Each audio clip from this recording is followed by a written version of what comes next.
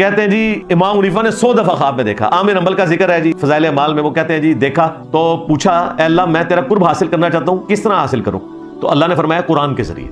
अगू कहते हैं आमिर हंबल ने पूछा कि समझ के कि बगैर समझ के? अंदाजा करो, क्योंकि इन्हें कुरान से ना तर्जमा पढ़ने से चिढ़ है, तो ये बीच में ठोक दी बात। हालांकि आमिर हंबल को तो ये कहने की जरूरत नहीं थी कि समझ के बगैर समझ के, उनको तो अरबी आती थी।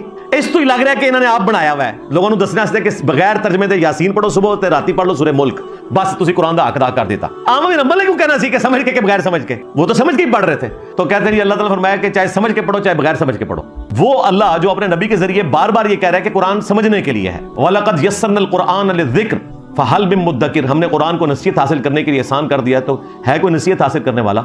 जो अपने पैगंबर को कह रहा है व ऊहिया इलैया हाज़ल कुरान लिउनज़िरकुम बिही व मन बलग, ए नबी तुम फरमा दो कि मुझे कुरान इसलिए वही किया गया कि इस कुरान के जरिए मैं तुम्हें भी खबरदार करूं और जिन तक ये दावत पहुंच जाए वो भी इसी कुरान के जरिए लोगों को खबरदार करें, आखिरत के डर से सुनाए।